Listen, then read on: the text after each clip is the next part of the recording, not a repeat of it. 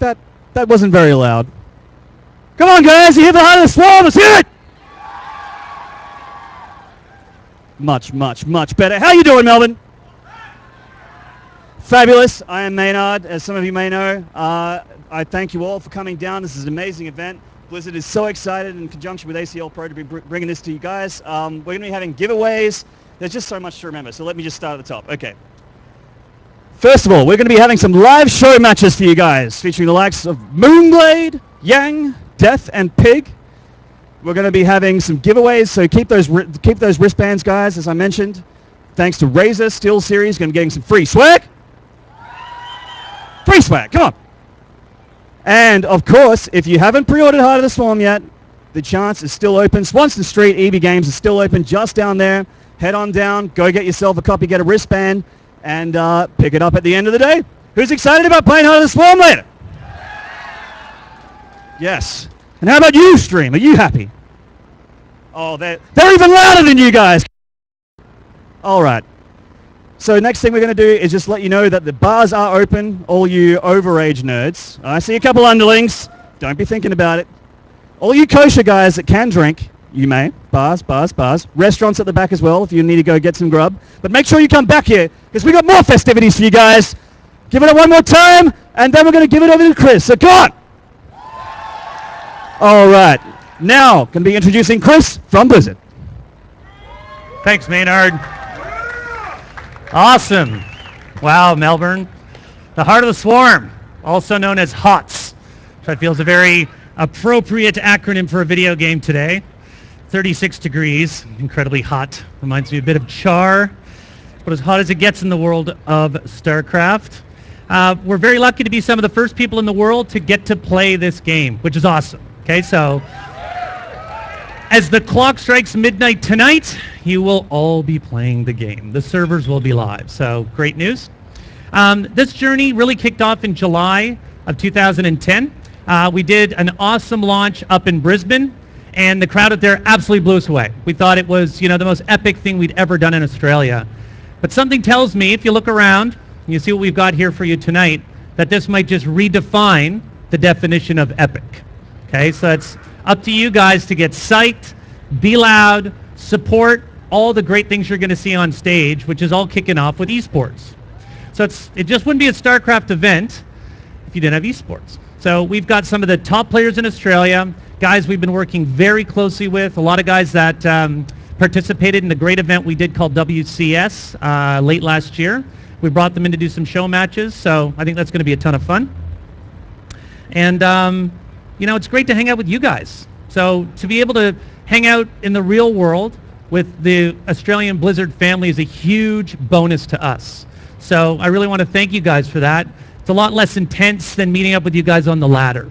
So there's no anxiety here, nice and calm. Everyone's, super awesome, kick-ass, kind Australian folks. So we're very keen on that. So outside of that, we put a battle cry out for some cosplay. So I've seen a few folks kicking around that have gotten decked out as their favorite characters, so we're really excited to see what they bring to the party. And really, we've got the biggest treat of all for you guys, and that's we've got some amazing folks that have probably flown the greatest distance to be here. And this is Dustin Browder, the game director for StarCraft 2. I'll tell you, when we got word Dustin was coming down, there were high fives going around the Blizzard office like you could only imagine. And with Dustin is a very, very, how you doing, my man? Good. Do you think he's wearing a hot enough jersey tonight? 36 degrees? No. You do not want to see that. And with Dustin tonight, we've got another amazing guest, and that's Luke Mancini, known as Mr. Jack by a lot of his fans out there. And Luke is an Australian, so come on out here, Luke. Say hi.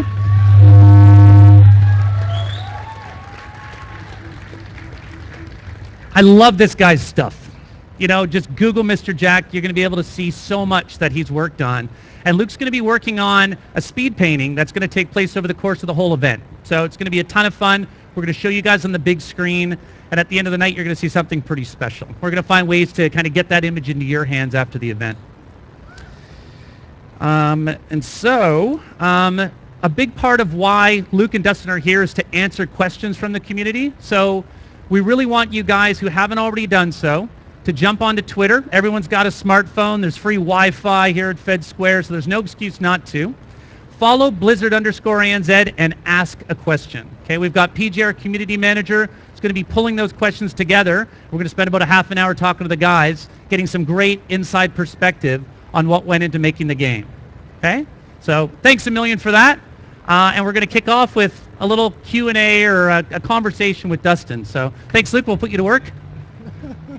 Awesome. Okay, so when we knew Dustin was coming to the event, we kind of put our heads together and we said, okay, we want to do a panel. We wanted to put something really cool together. So we worked up all these PowerPoint slides, all these kind of cool bullet points that Dustin's going to be able to go through. And when Dustin got here, we showed it to him, and he's like, PowerPoint's kind of lame. So we scrapped the PowerPoint, and instead we're just going to have more of a conversation about the game. We're going to get some insight from Dustin. So my view on this is really more than anything else to have, a more simple kind of Australian style of conversation, a bit of a chin wag you might have down at your local. Okay, so this is our view on this whole thing. So I'm going to ask Dustin a couple tough questions. We'll see if he's able to answer them. I know this is being streamed around the world, so we can't hide. But let me just move on to some of the things that I've thought about. Okay, so if we're going to make it Australian, we got to start it off right. So, mate, how you going? Nice. Doing good. It's great to be here. Awesome. And so what do you think so far? Your time in Australia and the event? Well, this is very cool. This was one of the absolute, I have a very small amount of say about the types of places that I want to go when we have these types of events. And there's obviously a lot of sort of negotiation for position, what event you want to go to, where you get to go. And I very fortunately got to sort of edge out the production director, Chris Siggety, for the chance to come to Australia. This is a place I've wanted to come since I was a kid. And it's a huge, huge opportunity to come here. I'm going to be here for a couple of weeks, see everything I can possibly see. I'm just really stoked to be here. Awesome.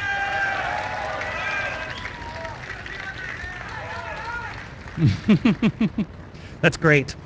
So let's just get into it. StarCraft's very much a game of two parts, almost two different beasts. We've got the campaign, and we've got multiplayer.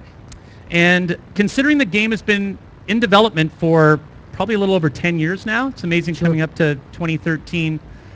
So in 10 years, how has the design philosophy changed internally when you look at those kind of two different elements? Well, obviously, when we first started out, we didn't know that much about the campaign relative to how much we thought we knew about multiplayer. When we're looking at multiplayer for StarCraft 2, we can obviously look to the legacy of Brood War.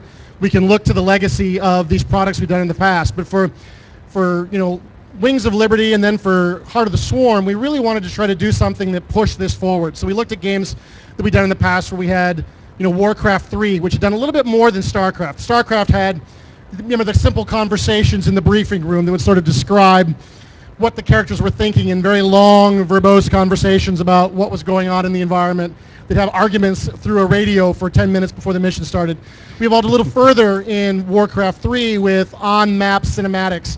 But we really were going to do something kind of crazy for this game for Wings of Liberty for the campaign. We went to our story mode stuff. We went to all of the in-game cinematics. Now we're doing way more cinematics, all these conversations between these characters. And so that took us a ton of time. Mm-hmm. That was a brutal amount of work for us to figure out how to make that work and then how to evolve that into sort of future changes for Heart of the Swarm. Cool. I remember back, in the lead up to Wings of Liberty, there was a lot of talk about player choice. Right. And we got to see how that played out in Wings of Liberty. How is that carrying on in Heart of the Swarm?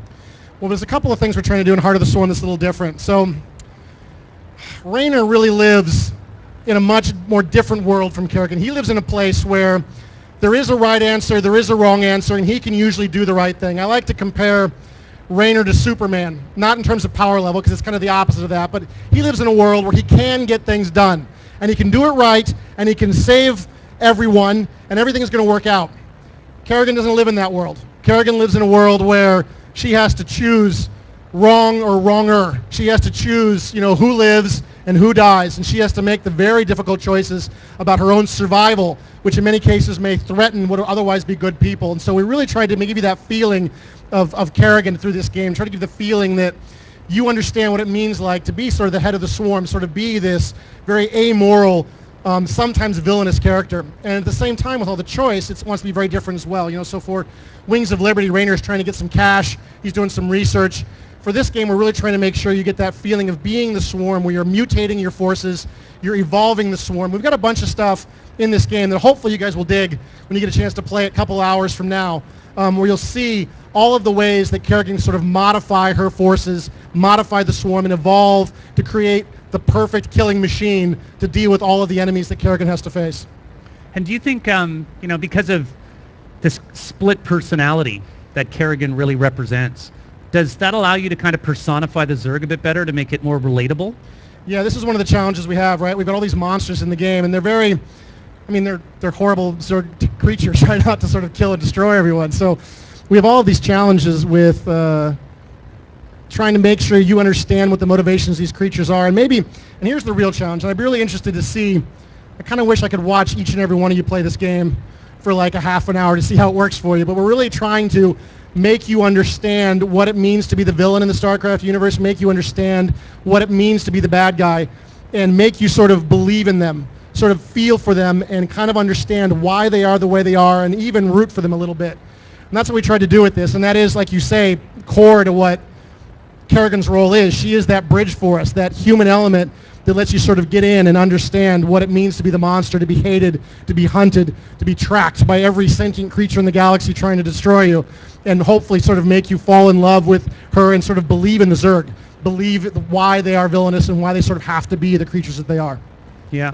It just shows how much depth goes into the campaign and how you can kind of relate to these characters, especially over a franchise that's been going on for so long. Like, we're about to celebrate the 15-year anniversary of StarCraft. That's coming up. It's true. I think it's March 31st is the actual 15-year anniversary, which is incredible. Right. Amazing. So maybe a bit more of a controversial question, and unbeknownst to most people, Blizzard does read all the forums, and something I've read a lot in the forums is this kind of ongoing, I guess, discussion amongst our player base between campaign and multiplayer. Sure. And a lot of people kind of feel like campaign's a waste of time. So what I'd like to know from you, you guys disagree with that? Good, because I'm not, I'll tell you, I was a huge Star Wars fan before, Lucas kind of went off the rails. The original 3 films were the best ever, and for me, Wings of Liberty was the first time I felt that kind of space opera experience. I felt the story connected with me in a similar way, and that was the first time that had happened. So that's my own kind of personal take. Right. But the campaign's important to me. So what I'd like to know is, you guys have a lot of statistics. We do. We hear about all the balance stats all the time. How important is the campaign to the players from a statistical perspective? Well, there's so many elements, but from the statistical sense, we know that pretty much all over the world, in almost every place I have information, 40% of all players actually finish the campaign from start to finish. And I know that 90% start the campaign. So those people who say they never play the campaign are in that 10% group that obviously never started it up. But almost everybody starts it. And then as the game gets harder and more challenging, or they get distracted by multi, they do start to wander off. And so it gets, starts up at that 80 to 90% range, and then it starts dropping down pretty linear across the game. There are a couple of places where we can see we made mistakes in Wings of Liberty. So there's a mission, on a space platform against some Protoss, and that one had quite a drop, right, where we saw people sort of check out on that mission. It wasn't sort of our best mission in terms of sort of the tuning on it. It was a little too difficult, and so we saw a drop there, but 40% do finish. So from the stats percentage, that's a really strong number to finish, and of course tons and tons of people are actually starting it up and enjoying it. Yeah. And I'll say this too, in terms of the gameplay experience, we do not know who these races are. We do not know what kind of game we're trying to build. I don't know anything about the Protoss or the Zerg or the Terrans or what kind of mechanics to work on these guys without that campaign to fuel us, to give us the information, to give us all of that concept and content that really sort of drives us to try to make this dark, terrible Zerg race that's sort of battling its way across the stars, using creep spread, using overlords, using queens. All of that comes from things we learn from doing these campaigns. So the two products do draw different audiences sometimes, but despite what people would tell you, there's actually a lot of crossover, right? And at the same time, I don't know how we would do it artistically. I don't know how we would possibly understand what we're trying to build without the power of that campaign to drive our decisions. Awesome. Well, it's great to know that without the campaign, there is no multiplayer. So it's not really, not in the same way, certainly. That kind of kills that argument pretty quick. So there's a lot of talk always about multiplayer balance. Now, that's something that's obviously so tricky. It's tweaked constantly. We see all the patches. Yep. How important is campaign balance, and how does campaign balance get developed internally, and what sort of impact might that have on multiplayer balance? Well, we actually have this interesting problem because campaign balance and multi-balance, we want it to be in lockstep as possible. If you see a Marine, you want it to be a Marine in both versions and not a 35 hit point Marine here and a 45 there or whatever. So we actually split at some point right towards the end, so we try to get as far as we can, and then right at the end we go, okay, they're separate now, right? And if any changes happen, then that's just what goes wrong. But we have a team of guys who work very, very hard to try to make the campaign as balanced as possible. And we do a bunch of new user testing where we bring people in off the street, girlfriends, boyfriends, whatever, guys who play nothing but WoW on Team 2, and we sit them down in front of a machine and we watch what they do. We watch them suffer through all of our mistakes and all of the weird choices we made to see what is understandable, what is clear, what's working, what's not working. The other cool thing we have for balance at Blizzard is everybody at the studio is basically a gamer, and so we have these sort of studio-wide play tests from everybody, from Mike Morheim on down, plays the campaign and sends us feedback. My inbox is pretty full on those days. There's a lot of feedback coming in, but that kind of impact, that kind of knowledge from the studio is such a powerful tool. To have a studio of nothing but gamers working on a product and then be able to play your game and tell you how this level was a disaster or this level was awesome is just a huge advantage for us. Awesome. I've been with Blizzard for 9 years now, and it's great to be able to play games on this side of the world and have impact. Right. And it's that whole idea of every voice matters, which is so important to the business. So that kind of, I guess, brings me to the concept of Blizzard being more than the individual. Blizzard very much being about the team. And I kind of ref the fact that everybody here is part of the Blizzard Australia family. Absolutely. Because it is. We're all in it together. Absolutely. I'm sure I've played many of you on the ladder. No doubt. I'm going to say that you guys can't quite understand the amount of impact you have on these products, both through the forums and through your playing of the game. We are absolutely watching almost everything you guys do in kind of a creepy Big Brother kind of way. We're seeing the stats of what you do. We're seeing the numbers of what's going on. We're seeing who's winning, who's losing, how you're winning and losing. The power you guys bring in events like esports, where I can sit and watch the best players in the world try to break our game every week, is such an asset. It is such a huge advantage for a game designer. I have never had that opportunity at any other company I've worked before because I've never been able to work with this kind of community before, where they're absolutely showing you what is right and what is wrong with your game every week. You guys are absolutely having a huge positive impact on this product that we would simply not be where we're at today without the influence and help that you bring to Blizzard. Awesome. That's true. Well, we'll finish it off with one last question. And, because there's so much more to StarCraft than, just yourself, there's this amazing team, internally referred to as Team 1. Is there any interesting stories you can share with us on something kind of goofy or funny or fun that someone on the team's done? Well, there's always the usual stuff like, you load up the game one day and it's all in German, but that's just the bugs, right? And those, or, suddenly Tychus's face is inside out or something, and it's kind of funny. I guess some of the most powerful moments I've had in gaming have been at Blizzard and been on the Blizzard team. One of the funniest moments I had was, I play like at a platinum skill level. David Kim is my balance designer. He plays at a grandmaster skill level, and every now and then he doesn't have a play partner, and so I get to play a game with David Kim. And I actually was playing. I remember literally almost every detail about it. I remember that we were seeing. I was Protoss versus Terran, and this guy's telling me what to do. What do you want me to do? Stand further apart. Stand, what am I doing? Stand like this. What am I? All right. All right. So I was playing Protoss versus Terran against David Kim, and I won. I absolutely planted these EMPs right in the middle of his High Templar, and I rolled him over. I beat David Kim, and I was so excited. I got up out of my desk to walk over to enjoy the fruits of my victory, not to gloat, but to just discuss with him how I just trounced him. And I get over there, and he's alt-tabbed, and he's got Outlook up. And I realized even that I barely won, and that he had literally gotten sufficiently bored with me in the game that he had actually, well, you know, I mean, he had stuff to do. There was email incoming, and so he was checking in the middle of the game as we went. So that was my one and only victory against David, and even that felt a little bit hollow. But in terms of the intense experiences I've had working in this game, we had a finals, we had a 1v1 tournament inside Blizzard, and we had an iPad was the reward for winning this. This is not a trivial prize. Everybody wants this iPad. And we ended up with Matthew Cooper and David Kim as the final two players. And those of you who've been following us at all will know that David Kim and Matthew Cooper are two balance designers, and they've played many, many times, including in tournaments at BlizzCon. They've played in battle reports, and Matthew Cooper always loses. Always. He's Canadian. David's Korean. I'm just saying Matthew always loses. Don't hold that against I'm Canada. just saying he loses. That's all I'm saying. There's no relationship there, I'm sure.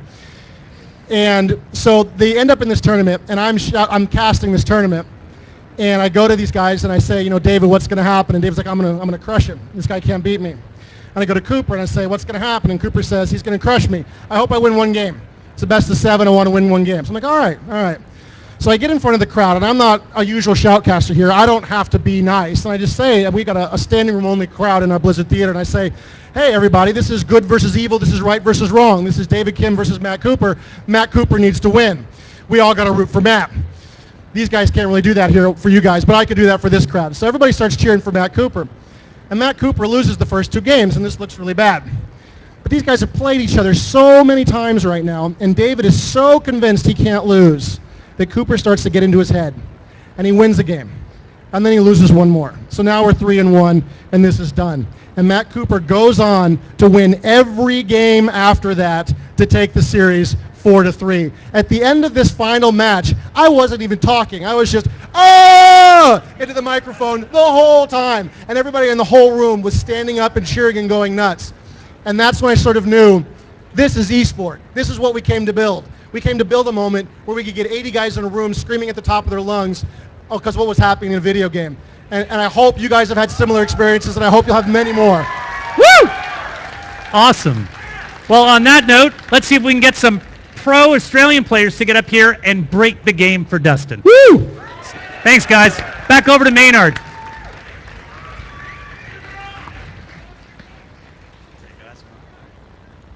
Hello again, everybody.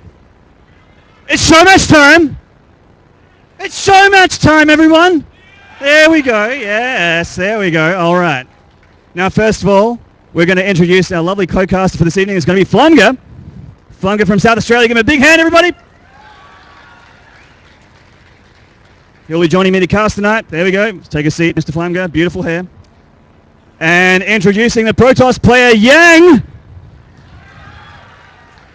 Wave to your fans. And introducing his opponent, the WCS Oceania champion, Leigh. Let's get this started. Nice.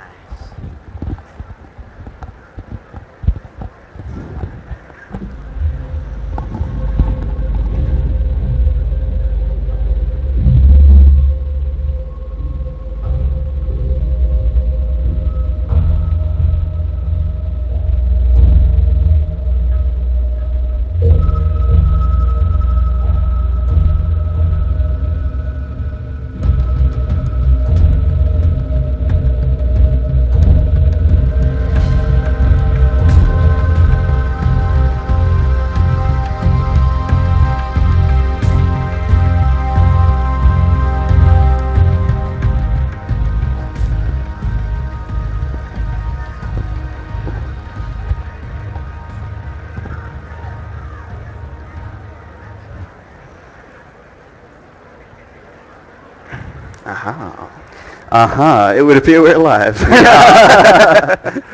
We were just making our grunting manly noises. Yes. Reaching for that bottle of water, what's hiding down there. That's right. So guys, thank you so much for coming down. It's a very, very hot day in Melbourne. All of us wearing black in suits. Definitely really not going to lie. Black and wearing suits. This is, quite warm. So thank you to all you nerds that gave up your air conditioning for this Heart of the Swarm launch. Really love you guys. So good. I really can't wait to get this game started. It's going to be pretty good. It is going to be pretty good. So Flumga, how much Heart of the Swarm have you been playing? Too much, I think. Too much? Oh, yeah. There's no such thing as no. much, right? It's work. StarCraft, work, sleep, death. Oh, StarCraft, well, so you got work in there, so it's not that much. Yeah. It's okay. There's a bit of a break. Okay. Yes. I was playing a little bit. I won my first 5 placement matches in the beta and then got placed into... Yeah. Classy. Yep. Managed to spit-shine that league a little bit. Oh, yeah. Get them up to a little bit better of a grade of medal. But, there's a lot of ladder ahead of us, I think. Oh, there is. Server's going live tonight. Oh, yes. Live tonight. Exactly about, 4 hours? Something like that? Whatever the time currently is. Oh, yeah. 3.5. 3.5. Oh, even better. That's right. Woo! Got someone very excited out there to play. Oh, a lot of people are very excited to play. Oh, yeah. And so I have to say, how do you feel about the state of Heart of the Swarm right now, Bongo? This is pretty much what we had. Oh, God. We're in game already, guys. Let's watch the state of Heart of the Swarm right now live in front of us. So in the bottom right, sporting my favorite color, from Gamecom NV, this is Moonglade. Woo, yeah. And in the bottom left, who's this, Flumga? This is from Team Immunity, down from the WCS in Australia. It is Yang! Yang. There he is. Or more commonly known as Yang. Go Yang. So it does look like Yang wants to do something a little bit Wings of Liberty-ish right off the bat. We know that in Heart of the Swarm, the gate expand is pretty cool. It's actually something you can do again. Yeah, you got the Mothership Core and that sort of thing. So it looks like possibly a Forge Fast expand here from Yang, and he's just gone for that Scout. Yeah. This is a 2-player map, so they should be pretty on the money. And shout out to Infeza, by the way, who is showing us a very sexy-looking Overlord. That's got a few more tentacles than I remember. Yeah, made sure to tell the players hey, extra skins on there. Lovely dancing. That Overlord is happy to be here. Can't wait to see all those extra dances as well. There are quite cool unlockables, all the skins, all the extra stuff you can get in there. It's pretty awesome. Yeah, 2 extra skins per race so far, with more on the cards. If Blizzard is anyone to go by, they do like to bring things out in bits and bobs. A little bit of pro harassment here, just taking a little bit of a nibble there on that. And we are going to see a pull first. It's going to be pretty cool. I really, really want to see some Swarm host play. I was loving that when I was playing the Zerg down in the beta. Some Swarm host with some Mutalisks. So I'd love to see that in some ZVP, but I would also love to see some Skytoss from that Protoss. Skytoss. Now that is something that a lot of people out there are probably not very happy to hear. No. Well, I was talking to Moonglade before. He was pretty keen to show us how it is done, how to defeat the Skytoss. And if anyone can deal with Skytoss, it would be him. It would be the Prince of the Zerg. That's right. So Yang has got a great big perv of Moonglade there. He knows exactly what's going on. And Moonglade also... Yeah, can't beat that Skytoss, guys. As you can see, this is a super serious tournament, and we are keeping it real, guys. Keeping it real. Yang coming back with some stolen minerals. What a jerk probe. Yeah, bit of a thief there, but everything just standard in Protoss world. Nothing too out there. So I'm pretty keen to see what Yang is going to show us, because from here we could see our Mothership Core, which by the way I'd love to see some early Mothership Core harass. That Chrono Rift.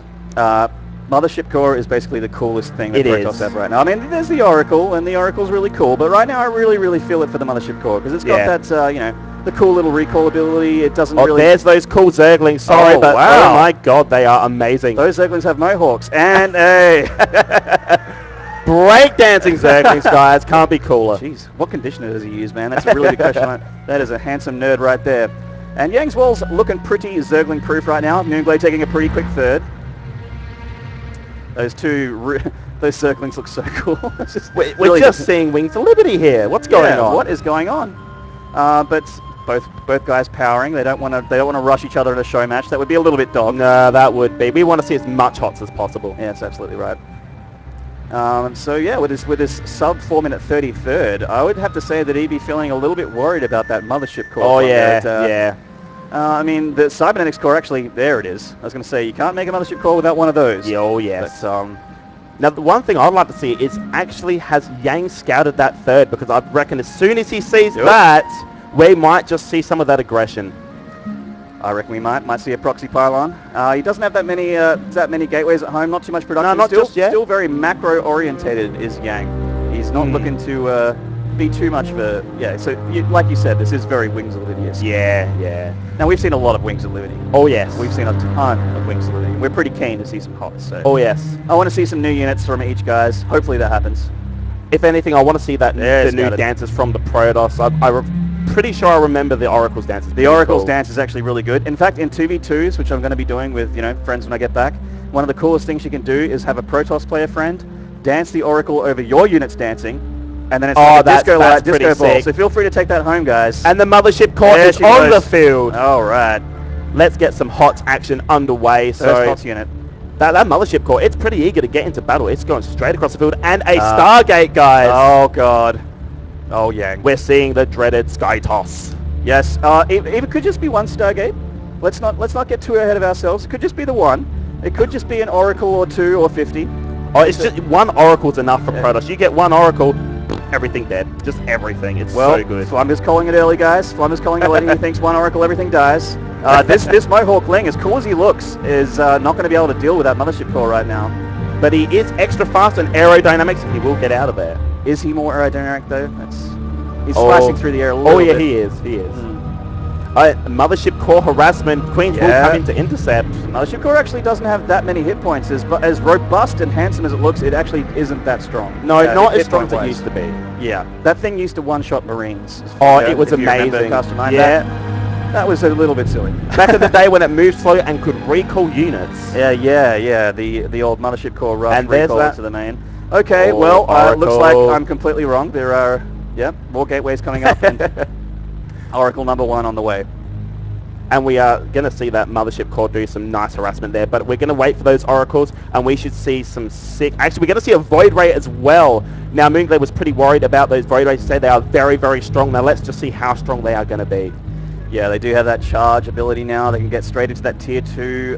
They burn stuff down pretty well. This Mohawk Ling did scout, had a look at that wall. Not too much to glean here for Glade. He's actually quite in the dark here, but this Sacked Overlord will be so good for Moonglade. This is going to see everything, but this Oracle, is there any anti-air? I believe there's one Queen, but that's not going to be enough to stop the disruption. 2 drones, 3. How many is it going to kill? Oh, God. This unit is so annoying, and there it goes. The Queen has shooted away. It is kind of made of paper, so you don't need too much to make it go away, but it is annoying nonetheless. And 12 drones from Moonglade. He's not afraid at all. And we're going to go straight into that Robo, so hopefully we're going to see just that classic Death Ball mix, but with Oracles added in there as well. The Colossi are pretty cool, and I want to see that Colossus dance, by the way. Colossus dance? The Colossus dance. There is. Oh, well, that I got to see. Oh my God! Look at those links of the skin with their speed wings. Oh my God! They are just insanely massive. That is That huge. is a sick skin. I love that. They look like what do you call it? Locusts. Yeah. Will we see locusts today? Oh, I would love to see Swarm Hosts, but this Void Ray is going to be ultra annoying for Moonglade. There are Hydras coming out. There is an Infestation Pit coming out. But that one Void Ray, once it's charged, it's going to be doing a lot of DPS. That's a ton of Lings, Flumger. So this Colossus switch for Yang will be pretty amazing. We can see that the Colossus Den is halfway through. But these Hydras, remember the guys, the Hydras now have that movement speed and massive being run by. Oh, no, didn't even manage to chip too much damage on that Nexus. A couple of precautionary force fields from Yang, but honestly didn't need them. He's got enough there. And look at that, the Locust upgrade going down for Moonglade. We're going to be seeing some Swarm Hosts pretty shortly. Some Zerg Siege is on the way, but just first. And this music, this in-game music, guys, is insanely good. It's so good. I hope you guys can hear it out there because we can hear it, and I'm sure the stream's loving it too. This is adding epicness to a new scale. And a nice wall off there from Yang. This is going to help all those Zerg run-bys. A lot of Sentry energy as well, but this Oracle is coming back in. That's a lot of energy on that Oracle, Flumger. Let's see how much damage it can do. It already has 5 kills, 6 kills. These Lings are like, geez, I wish I could jump. And they have to be shoot away. There are Hydras on the field for Moonglade with Hydra speed on the way as well. And there is that other ability. I can't remember the name. The reveal. It does. I believe it's something like that. Yeah, it's a very convoluted upgrade name, that's for damn sure. Or it's not even upgrade, they just built with it. So these units actually are going to be spotted for 60 seconds. Yeah, which is a massive, long time in massive game. thing. You don't think it, but that's actually a long time. And Yang gets to see this ball of units. And that is pretty much Moonglade's army at this stage, minus the Swarm Hosts. Yeah. But these Swarm Hosts are going to add such a difference to the battle. Infinite amounts of Locusts, and it will force Yang to deal with them. And if he doesn't, then Moonglade is just going to have total dominance. And Moonglade is getting ready for Skytoss, but it's not really Skytoss that he has to deal with. He's got to have a Gateway Robo army with a couple Voids. So these Hydras and Lings are going to be pretty, I don't want to say useless, but they're going to have a hard time to try and kill what Yang's got here, especially with some good force fields. Oh yes, but that Void Rate count is going up, so oh my God. I think that might Never mind. make a difference. That's a lot of Swarm Hosts, and they can spawn 3 Locusts and put on the hurt to Yang. And there is a level 2 missile upgrade coming in for all those Locusts, so they are going to be doing a lot of damage. Oh, the Obs out for Yang. Will die here. Oh no, I missed the... Oh, it's going to get Observer, that's so important. Oh, and Yang gets his Observer free of clear, and that's amazing for him because now he gets to actually fight these Swarm Hosts. And the the Swarm Hosts get Force force field from retreating. The Protoss is on the ball here. Yang has separated the Swarm Host from the Hydra Link Force, and there's that Void Ray charge. That's right. Protoss victorious indeed. Looking very strong right now is Yang. And Moonglade forced to retreat. No, he's going to lose Swarm Host. And he's putting the pressure on his third. But Yang can pull back with that Observer and take them out. And it looks like I just saw the ashes of their charred corpses. Yep. It looks like maybe 3 left. But Yang is sitting pretty. Let's have a look at the worker count right now. I'd love to see where they are macro-wise. Oh, okay. That's very nice. That's good. That's good for both players, really. Neither of them have taken too much of a hit, so they're quite pretty. You can be up as a Zerg and down as a Protoss and workers. Not a big deal. Three Nexus is really good. Protoss can pretty much max from here and go for pretty much whatever they want. And Yang even gearing up for a 4th. Yeah. And right now, the biggest thing to note is Moonglade. Even though he just lost a majority of his army, he's still ahead in food. He's still ahead in bases. We're seeing 5 bases on the field. We're going to see even more. And I believe we're still at Lair Tech, guys. So this is going to be insane once we get to that hive and when we get those Vipers out. Corruptors are on the field, so you can possibly see some Broods. I would love to see the Viper. That's the unit that we all come to see here today. And speaking of Tier 3 flying things, Tempest on the way for Yang. Oh, guys, the Tempest back in the beta days. That was an amazing unit. It still is, It still is, though, guys. Flying siege tank without splash, I guess, but still flying siege. Some corruption going down here. Managed to get a pick off of Void Ray there. Nice little pick off of Moonglade. Those Corruptors becoming really useful once again. We did see them a lot in Wings of Liberty, then they sort of died off a tiny bit, and now that they're back, that's they were kind of the pre-Broodlords. Yeah, they weren't really, they didn't stay Corrupted for very long, unless there was a ton of Colossi, but even then the Broodlord's quite handy. You definitely want to get those. But Moonglade is he's thinking about it. This Observer from Yang is so good. He's just and we have no detection either from Glade, but he's going to go for it. And he's getting XP as well. I can see some XP pop-ups there. There's a time warp there to stop the retreat of the Corruptors, but they managed to fly away anyway. And we have 1 Tempest out in the field, guys. Now, do we have that range upgrade? Actually, do they still have that range upgrade? No! Oh, no! I love that upgrade. That was fun. They just come out with that huge range right out of the box. Awesome. There it is. That huge range already being shown off here. The Hydras and Corruptors engaging with the Protoss army. Not too much on the ground for Yang, but these Colossi are tearing through the Hydralists. The Corruptors will see the Colossi. Is this enough on the ground to push Yang more and back? more Lings. Oh, with this Ling reinforcement, Glade's looking pretty good here. Zealots being warped in for Yang. A little bit of Hydralist micro. They do have that speed. They can be microed off creep now. Tempests have been taken out of the fold. The Corruptors now just flying around trying to be useful. These Swarm Hosts have actually been amazing for Glade here. They've been adding some extra free DPS and soaking up a lot of hits. They are really good, but they're going to be targeted. And they're not. That was a beautiful snipe there by Glade. Managing to get that Observer at the last minute. Now another Observer for Yang. This will be handy. He needs to kill these Swarm Hosts. There's only a couple, but still very annoying to deal with. Now, as long as Moonglade can keep the Colossi number down, he's going to be okay against Yang's army. But that Colossi count, the Tempest, even the Tempest is going to be able to snipe the Swarm Host. Moonglade has to be very careful right now. That's right. He's just got to take his time. Doesn't need to get too much of a boner here. Just wants to take it easy. Yep. He knows he's got an opportunity here to put some serious hurt on the Protoss. Oh, the Tempest is going to go down, and the Colossi. Yep, getting targeted down. The Void Ray charge being pretty handy on these Corruptors, but this Corruptor count is insane for Glade. And pretty much everything that flies or is tall enough to be shot by Yang is really just getting torn to shreds. That here. DPS and the Locust from the south. These Swarm hosts have been so clutch for Moonglade. This Hydra reinforcement is adding a ton of DPS to his army, and Yang is in a lot of trouble here. He's being pushed back into his base. The supply count for Moonglade is doubled. The third is actually there. The third is in trouble. Yeah, the third is being barreled on, and Flumga, this is absolutely under attack here. I think you'll agree. Maynarde, this is impressive play. And the Hydra dance, guys. Bit of mana from Moonglade. The Void Ray's coming in to try and be useful, but unfortunately, GG for Moonglade.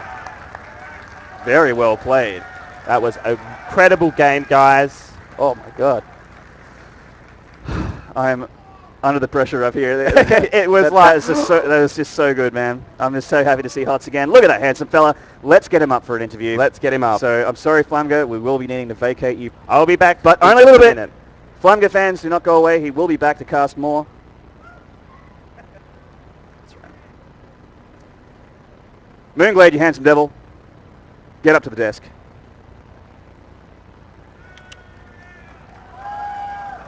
Hey, brother. Ladies and gentlemen, Moonglade, the victor of the first ever show match in Heart of the Swarm for the launch. G'day. G'day. Good to be here. Yeah. Anything for your fans right now? Shout out to everyone that turned up. Any fan of Heart of the Swarm with StarCraft 2, much respect for being here. Thank you so much for being here, guys. It really does mean a lot to us. We're just such an insane crowd. I didn't even expect half this turnout, to be honest. This is amazing. So how'd you feel about that game, man? Yeah, it was a nail-biter. It's really hard to fight a Void Ray Colossus in the Heart of the Swarm at the moment. True that. Still trying to figure it out, but I managed to get the a good economic advantage and a good army composition. So 5 base? 5 base. 5 base, couple back 5 base is pretty good against 3 base.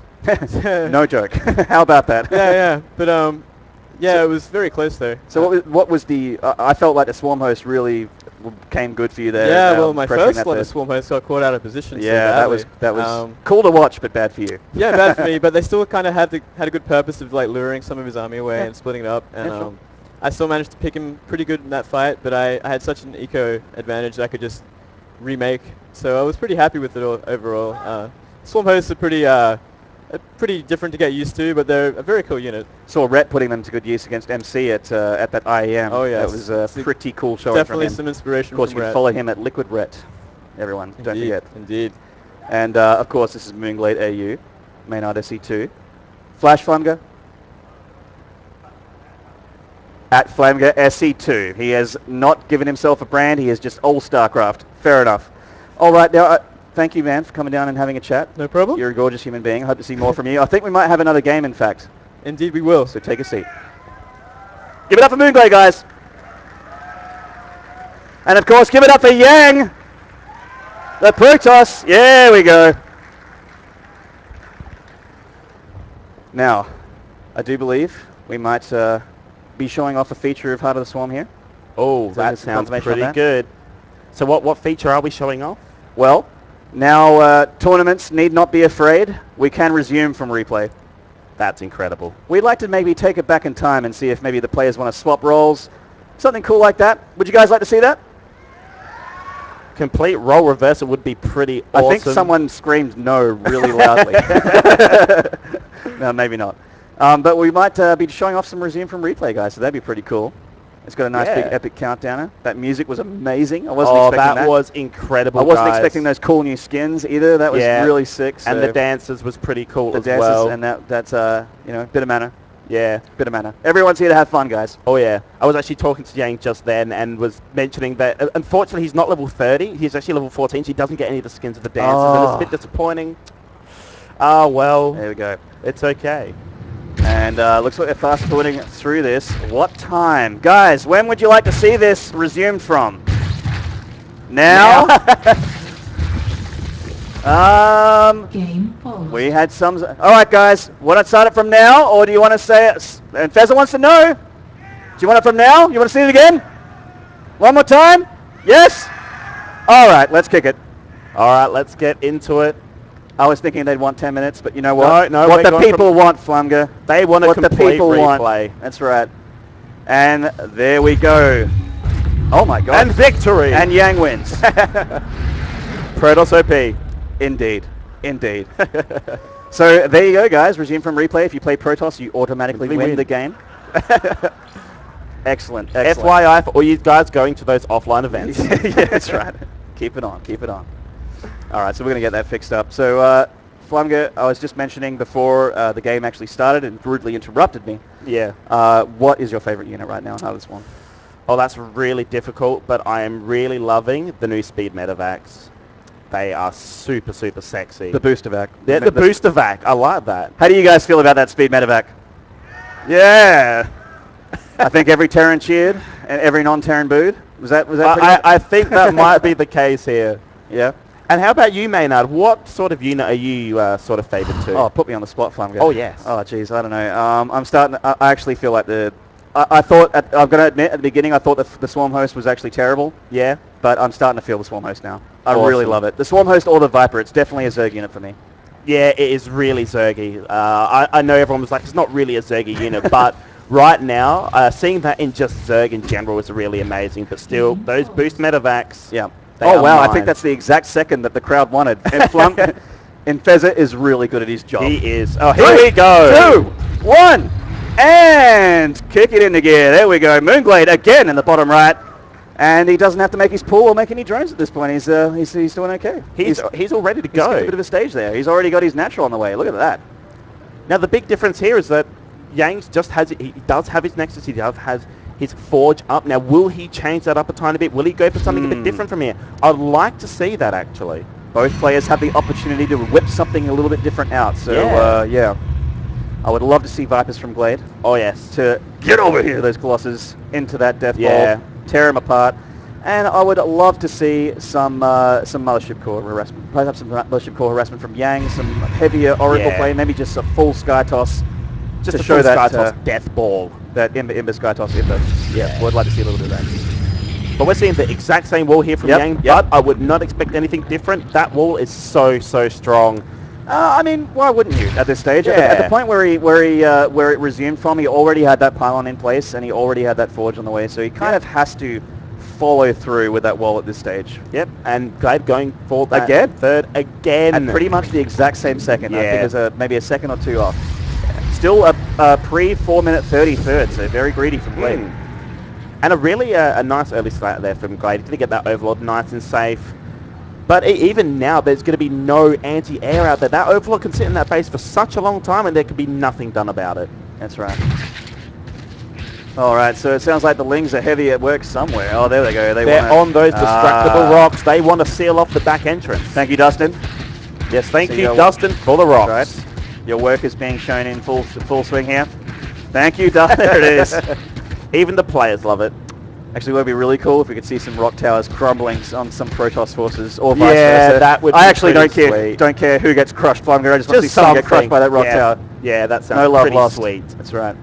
Now, both these guys have played together a few times. So the ACLs have cast mind back to Sydney. They had it was a bit of an upset, actually. Yeah, it really Yang was. Beating Moonglade in groups. If anyone's back there from those lands. Shout out to you guys if you come along to the Australian events. It's really is appreciative. Yeah, do come say hello if you see any of us at those events. We generally do frequent them, so thank you for supporting all of esports in Australia. That's right. Oh yeah. Mothership Core is out. The Mothership Moko on the field. There it is. Now, are we going to see that aggression again? No, we're going to go straight into a Robo. Interesting.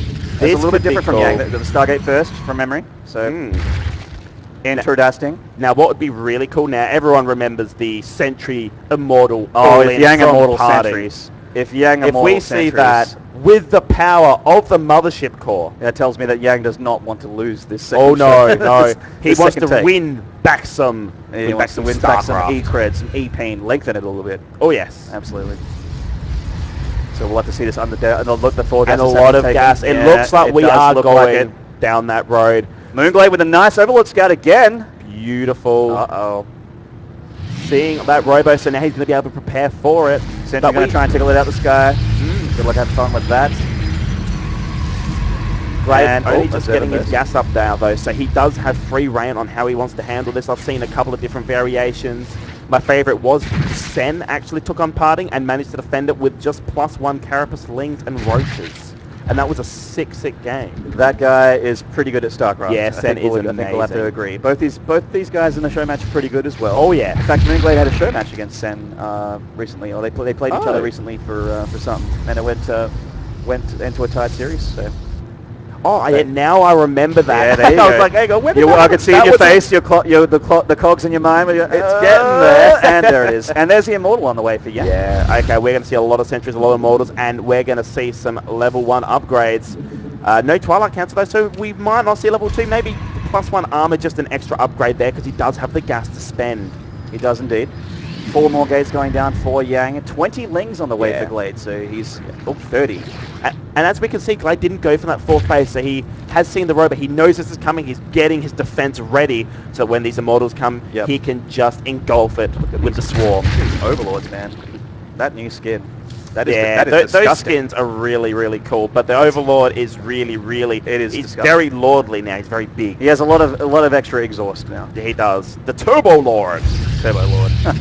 Better hear first. Flumga has dubbed the Turbo Lord. Mind you, they were Turbo Lords when the speed boost came in, actually. Indeed. No, they were Speed Lords, sorry.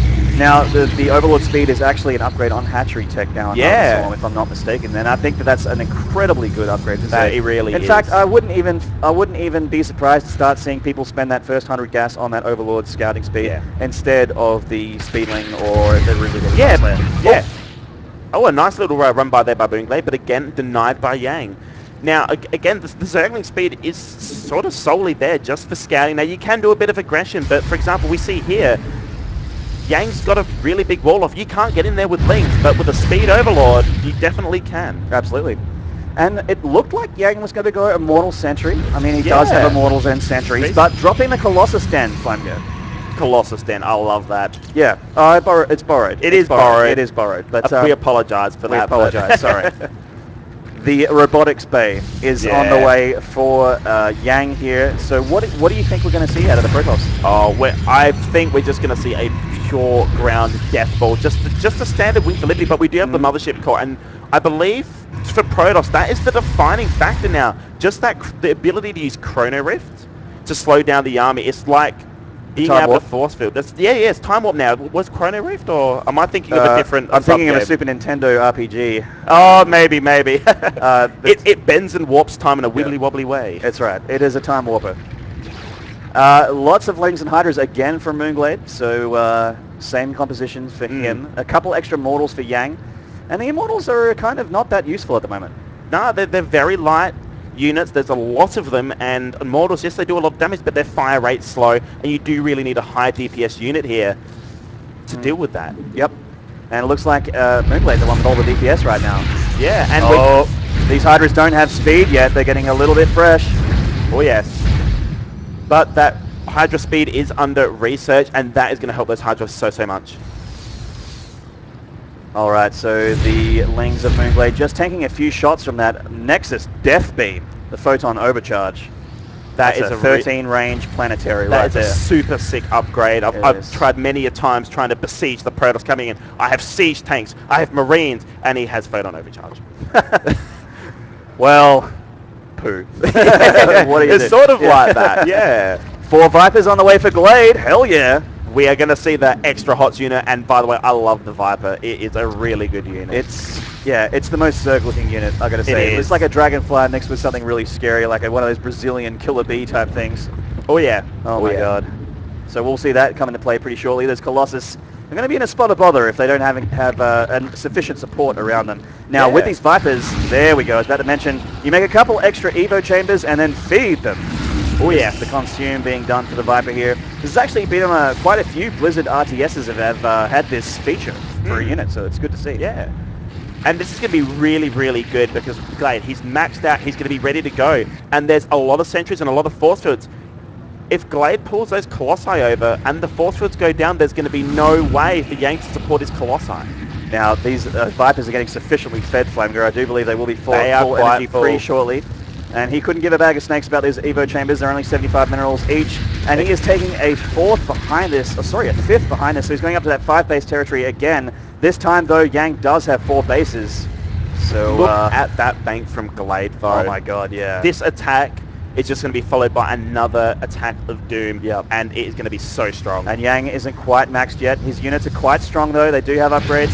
But there we go. Oh, the pull! And the Colossus being pulled into the Hydras. They evaporate Flamga.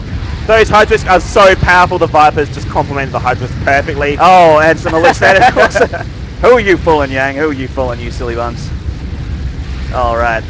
And it looks like Moonglade just crushes the Protoss army here with that Hydras. was so one-sided, that battle. Those Vipers just add so much And Blinding to it. Cloud as well, just taking that range away from the Stalkers. An incredibly useful unit. Oh, get over here! Down he goes. Gotta love that Scorpion quote from Mortal That's Kombat. it. Thank you, Scorpion. Be my favorite MK character since I was a kid. Oh, those physics. Love seeing corpses in this physics. I'm not a creep. I don't like corpses normally. I just like them in StarCraft right now. Now that extra physics is there. I like to see them ragdoll off cliffs. I like to see them explode and fly through the air. Yeah, some of the Baneling explosions are pretty cool. You'll see Baneling versus Lings. The Baneling explodes. The corpses just scream up into the Baneling sky. actually has like a flash now. Yeah. It just like... I keep getting caught off guard by things that I'm just not used to be seeing because of the Wings of Liberty. How many years have we been casting Wings of Liberty? 2? Oh, 2. 2, yeah. 2.5? Yeah. So when we see new things like this, we just get hit for six. just We weren't the wow expecting factor. these skins. We weren't expecting all this stuff, guys. They're playing on a full release client right now, so you can see the skins are in play. As Flunga mentioned, Moonglade rocket at level 30. Yang not quite there yet, but I'm sure he will soon. Hopefully we see some of those Terran skins. I'm pretty keen to see them. We will be having a Terran later today. Yes. So there's some fans of Death out there from Gamecom ND, Moonglade's team. Woo! Shout out to Death. And he'll be facing Pig, the WCS Australia champion. Yeah. So that'll be pretty epic. Another TBC. epic Zerg. And Yang has some Templar now. Does he have Storm? No, he does not. Looks like they're probably just going to be for Arconage. Arconage pretty good here. They're going to be able to take a lot of hits and do a lot of damage, but not they enough don't time. have. Oh god! I think he thought he had Storm there. The Void Ray's being pulled into the Hydras. Wow! Did you see god. that Oh my evaporate? god! And everything just evaporating to this Hydra army. They have so much DPS climbing. Yes, the Hydra's made out of paper. Oh, that Archon gets Archon. pulled. He is so sad right now. In fact, he's dead. And looks like Yang might be as well. GG. GG. Oh, Yang. Well played, Yang. Shout out for him, guys. Some Protoss love from the crowd. Oh yes. He played valiantly Handshake there. against our Zerg player Moonglade. That was pretty sick. Hair care tips between the players after games. Standard. Speaking of hair, we're pretty crazy with our hair, aren't we? Oh yes, we are. Got to bit go the different. red. Got to go Making the a red. statement. But anyway, I think we're going to just cross over to Luke, our speed painter from Blizzard. Flew all the way here. He's an original Australian, but has been living in the US as a Blizzard employee for a while. So let's just check out his painting. Yeah, see how let's that's go going. see it. I'm just having a look at the screen. I want to see it. I want to see it for myself. This guy looks really talented. Yeah.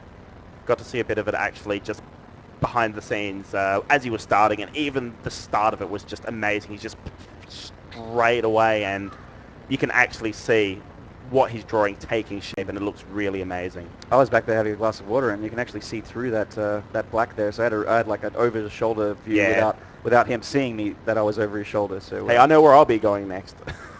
over his shoulder? Oh yes.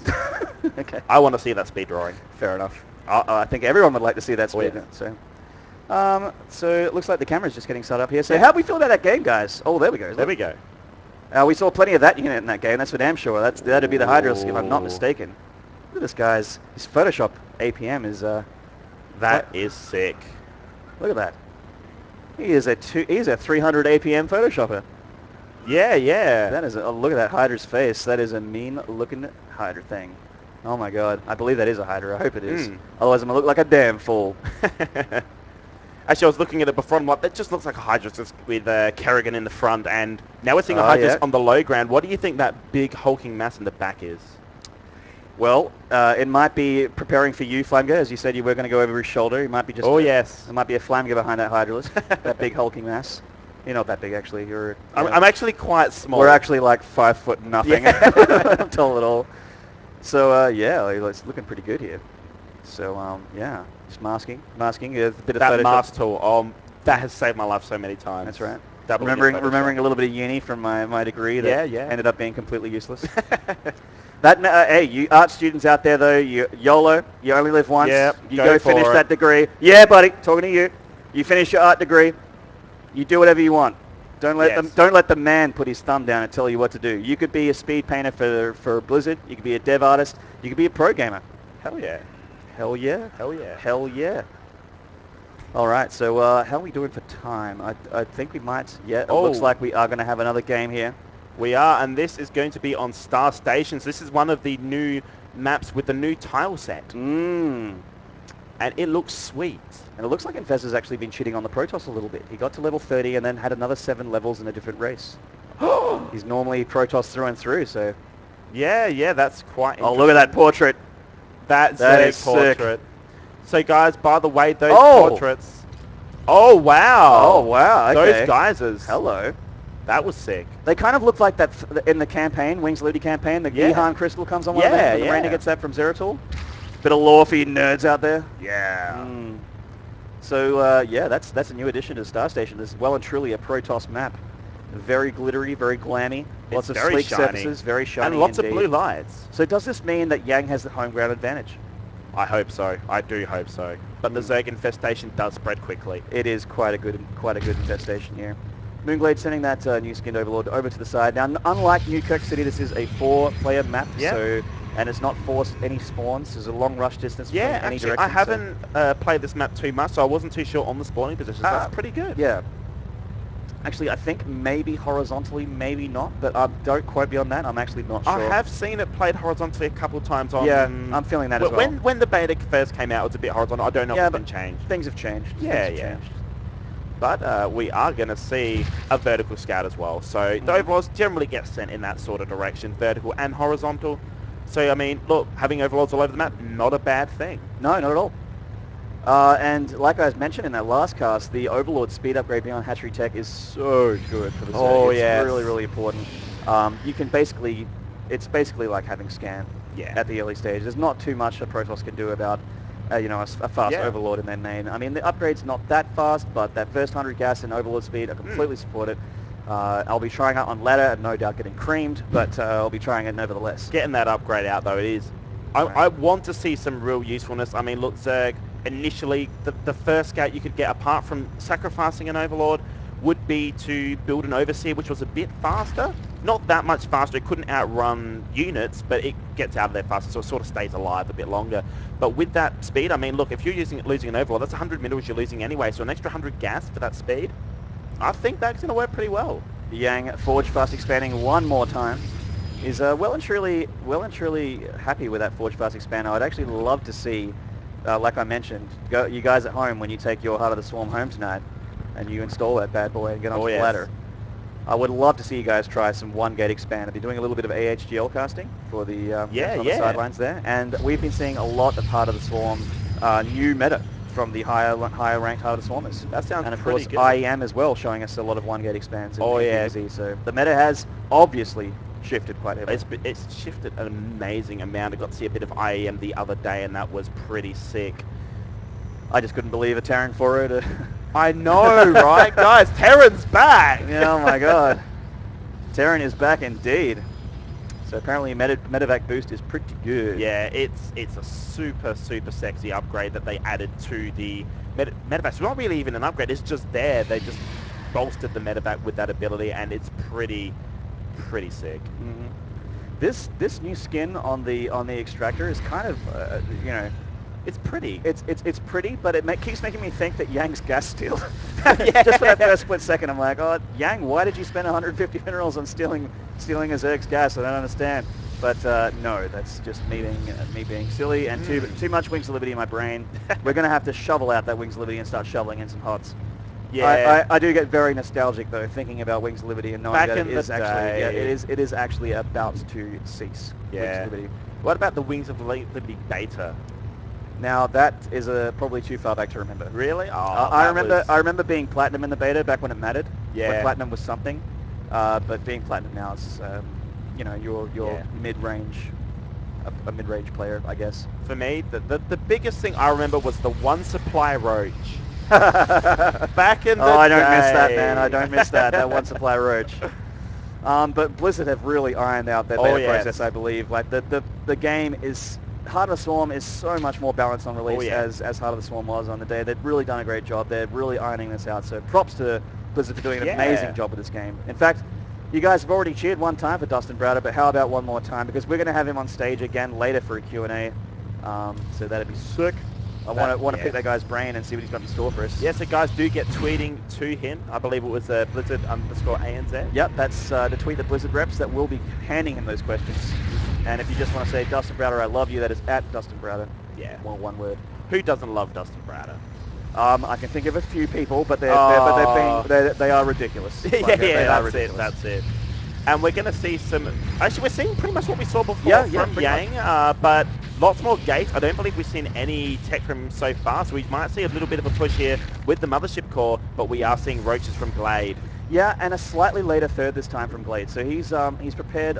He's being a lot more defensive, I guess, than he was in the last game. The last game he was a little bit risky, being a little bit greedy, but it obviously paid off for him twice, in fact.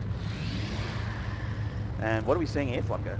You've got your brow furrowed. Hang on. Obviously, Moonglade's building another pool, but no, that's just another tab, actually. That's the structures tab. Yes, I was like, wow, there it is. Okay, there we go. Okay. So this is a cool new observing tool, actually, for observers. If you want to know if a structure is on the map, switch to the structures tab and left-click on that bad boy in the list, and it'll take you straight to it. There's some pretty nifty features being added to that. Also, we're going to have the custom observer interface as well. Yep. We're going to see some super sexy streams. If you got yourself a little bit of a coding background, you can definitely start customizing, getting into that tool, and making your own observer interface. I saw some sick ones on YouTube already from people playing around with those beta tools. Actually, the biggest thing I like about the observer interface, which I apparently can't remember right now. Oh God! I was like, I have a point to make, and it's sort of and then gone, and then it was gone. Yeah. Oh, Yang posturing here. Looks like he wants to push some pressure on this Glade is out of position. Oh, and he can recall as well after doing some damage.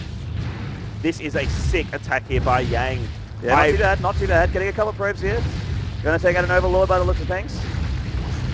And nice force fields there, the Blings and Roaches will have to go all the way around, and he is going to... Oh, I don't think he'll get the hatch. I don't know if he will. Oh, maybe. Actually, maybe. Oh, God. Will it be enough? I think it will, and he can recall. Oh, transfuse there from Moonglade's, just delaying it a little bit. And recall from Yang. He couldn't get the hatch. Oh, and Moonglade smiles. So close. He's 50 health. Oh, my God. That was impressive there. If Yang just waited one more second. But look, hey, a Protoss, when they used to do that, would have lost that army. Everything. They would have lost everything. Yang actually lost basically nothing. Which is pretty good. I mean, look, a couple of Stalkers, a couple of Sentries, it's nothing. But here we go. The Roaches are there. Will it be enough? Will it be enough? The Roaches are there. The Roaches are there. No. 35. Yang.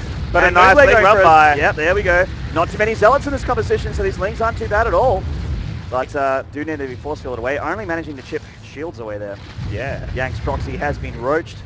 14 Mutas on the way for Glade. Uh-oh. That fast Mutalisk regen is going to come in so handy here. Not to mention they're faster in general. Oh, yes, they are so fast now, guys. Moonglade will have faster Mutas to deal with. And his Muta micro is already pretty damn good, so... Moonglade being enhanced by the coming expansion. Oh yes, this is going to be the expansion Zerg. Yes, that is it. But the Mutalisk are out, they're going to go straight to that base. And at the same time, there are a lot of Lings on the field, so we could just see some multi-prong attacks. Yeah, look, Ling Roach Muta. Will Yang be able to hold this? Yang actually doesn't have much in the main at all, so these Mutas are going to get a lot of worker kills here. In fact, they can just take the Stalkers on. A couple probes going down to the Mutas. This is going to be a lot. Oh, just a few so far, getting up there into the 10s. And he can actually engage these Stalkers if he wanted, but just looks like he wants to save as many really worry about it. No, doesn't want to lose too much there. They are reasonably expensive, oddly enough. They are. But that fast regen does help a lot, so he can just come back in a bit later. But Roachling on the third, there's nothing here apart from those cannons. And some Zealots being warped in to deal with the Lings, but what about these Roaches? Oh, Yang recall to the rescue! Will they be in time? Can he save this? It looks like that's the case. And those Roaches will go down. Can't kill your third, bro. You can't kill my third. No, that's it. Yang pimp slapping Moonglade with rings on all fingers. But these Mutalisks might just be enough to get in the back. Now, Blink being recessed, this will help with the Mutalisk threat. But still, that extra speed is going to help so much. Yeah, indeed. And the regen as well when they're out of battle. They can take a few shots and then just lick their wounds and come back and be very annoying for the Protoss. Now, what is Yang going to do here? The Phoenix, I'm not sure you can chase this Muta Ball by start making Phoenixes. No. It's much too late for Phoenixes right now. Yeah, it definitely is. He kind of needs to rely on gateway units here, and I think that Storm and a bunch of Blink Stalkers will actually be the answer for it. Yeah, definitely, but the units are going to snipe. And this time they will get it. Oh, well sniped there. That is annoying for Yang. These probes have no home. Yeah, actually, what is the worker count currently? Because we have seen so many bases. We can subtract it by 16. 88 to 59 Glade goes for more of a reinforcing composition. So, and these mutas looking like they want to catch this probe line here. Yang looks like he's just going all in. Yeah, I think this might be the way to go at the moment. There's not much Yang else can do here. There's so many bases here too. Yep, he doesn't have much of a bank. He is supply blocked. He won't have actually much supply after that pylon finishes either. Yeah. So he's just going to attack into this natural. The muta's looking for something to kill. But where's the mothership call? There it is. So he can still recall and using that actually time now warp. He can't because the time warp has been spent and he hasn't got enough energy for recall Flumger. Oh no, Blink Stalker's coming in though. That's going to help so much more. Blink Stalker's being reinforced as long as that core's there and he gets the energy. Actually, this is a very nice Stalker Ball here from Yang with Blink as well. And will this natural go down? The probes. What a piece! Down. Oh, base goes down from Moonglade. And these mutas are really trying to engage, but these Blink Stalkers from Yang are getting zerglinged a little bit. If Moonglade gets a ton more lings, he will actually clean us up, I feel. That is the power of the Zerg right there, guys. Great, here they come. Mutalists. Yep, the Stalker to count for Yang starting to dwindle a little bit. And GG! Moonglade taking a nice little 3 Heart of the Swarm matches there from Yang. Oh, he's feeling good about himself. Oh yes, I definitely would. Absolutely. Nice play there. That was beautiful play there, but especially Yang using that recall till its fullest, and let's just say Yang had got that. That would have made the game so different. Absolutely. Losing a base at that point of the game is really crippling, especially for a Zerg player. Yeah. They need those drones, need those bases. Nothing's really changed. Full Heart of the Swarm. You still need more hatcheries than your opponent. You still need more drones than your opponent. That guy is so happy to be here. Oh yeah. We got a request for a replay restart. Actually, I think we're going somewhere else. Yeah, it looks like we might be dependent on some time here. Now, guys, over there, that is the registration station. It's stage left, your right. Head down there to get your wristbands. If you haven't pre-ordered your game yet, head to Swanston Street, EB Games. Go get it now. Yes, go get it so you can pick it up tonight. Yep. And then come back. And at midnight, we'll be throwing games at the people with wristbands. That sounds pretty awesome. In fact, we're going to be throwing prizes at people with wristbands as well. So keep those wristbands, guys. Wristbands. Keep them. All right, so we'll have to see what we got up next here. Players are deliberating.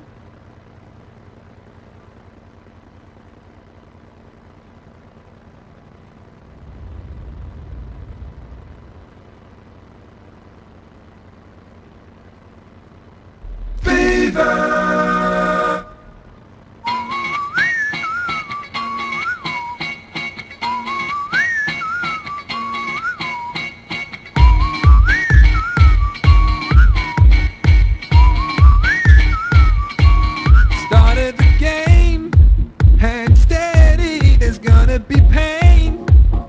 I'm ready, opponents Protoss, no chance of loss, my new tactics boss. I wanted control, so I moved in, I put on a show, and I still win. You say it's OP, you're BMing me, I tell you to leave. Gonna stay nice and when you play TVP and you wanna be a boss like me, man, do the 2 expression, you do the 2 expression, you do the 2 expression. I will get the map control full. With this build it's easy to own you with my 2 expression. You can't stop my 2 expression. I got my 2 expression. So you have, you might feel like this game's going well. That ain't quite right, my army is dead, but I'm still ahead. You heard what I said. Cause what you don't know, this ain't all in, I put on a show. I'm just teasing, you've been misled, cause I've been spending, you heard what I said. And day 9 said, when you're facing protoss, oh no, and you see the spawn across, you do the 2x pressure, you do the 2x pressure, you do the 2x pressure. If you lay a sentry force field, I will go and take the high. I do the 2x pressure, I do the 2x pressure, I do the 2x pressure. Coopzilla about to spit another verse. Hey. It's significantly worse than the first DRT. Coopzilla on the track, full back for the first time since that rap in April. If you're not good at playing macro, that's cool, just rack up the kills. With this 2-rack still tech, put us production to a standstill. And if you don't kill him, then it's double back. If you with me, put your barracks in the sky. Once they high in the sky, let them fly by. Watch the other army watch them die, waving bye-bye. All that wasn't nothing, making cry, making guys cry. Practice over and over and distill until you're crushing new like a bulldozer crushing anthill. Just GG, it's been a pleasure. Brother couldn't handle my 2 racks. Cause day 9 said, when you're playing TVP and you wanna be a boss like me, man, do the 2x pressure, you do the 2x pressure, you do the 2x pressure. I will get the map control full. With this build it's easy to own you with my 2x pressure. You can't stop my 2x pressure, I got my 2x pressure.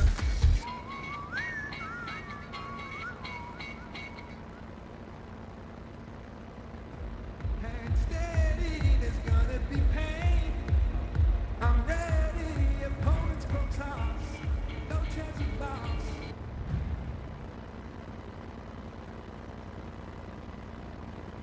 Hello, friends. Did we enjoy those show matches?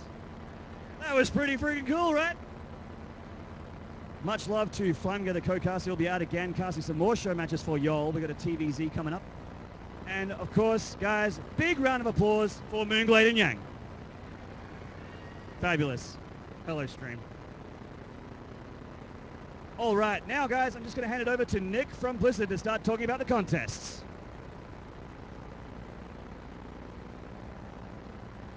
Guys, my name's Nick O'Shea. I'm the Associate PR Manager for Blizzard in Australia and New Zealand. You want to know the Nick O'Shea story?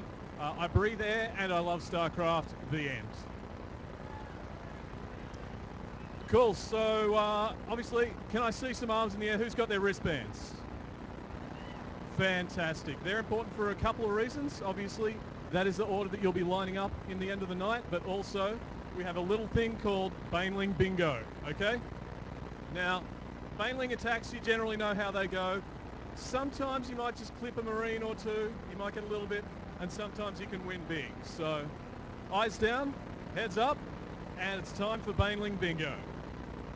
So, ladies and gentlemen, Larvae and Leviathans, the numbers are 180, 168, 142, 16, 112, and 96. Obviously, this is the guys who got here early. They committed themselves to the task. Make your way down to the side of stage here, and you will win a prize. We'll have plenty more draws like this throughout the evening.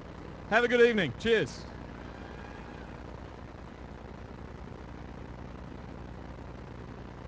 All right, guys, we had some show matches. You know what's better than show matches? More show matches! Let's get them into gear. We are going to start... Oh, let's bring out our first player, actually. Let's bring out Gamecom Envy's Death!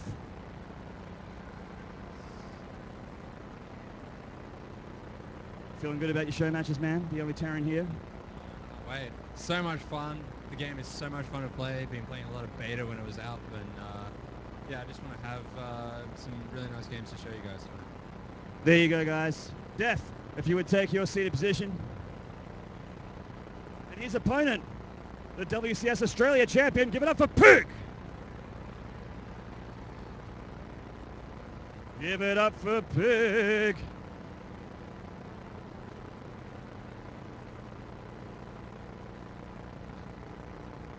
He's AWOL, isn't he?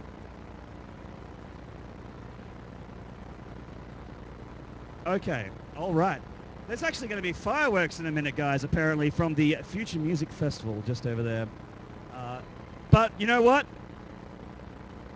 It's Pig. He's here. He's here, fancy. Better late than never. All right. We'll talk about your show match quickly, man. How you feeling about it? How you feeling about HOTS? Really good, man. I think it's a much more exciting game. So yeah, ZVT is going to be action everywhere. It should be fun. All right. We're going to wait for the fireworks to be over. We're all going to pretend that it's Heart of the Swarm fireworks. In fact, it is Heart of the Swarm fireworks. Those fireworks are for us! And a huge crowd tonight. How about this turnout, man? Yeah, man, it's awesome. Down here at Fed Square in Melbourne, best city in the world. A Sydney sider just said Melbourne's the best city in the world. Well, enjoy your welcome home party. All right. Guys, we're just going to let the fireworks finish off, and then we're going to kick this show match into gear. Do not go away.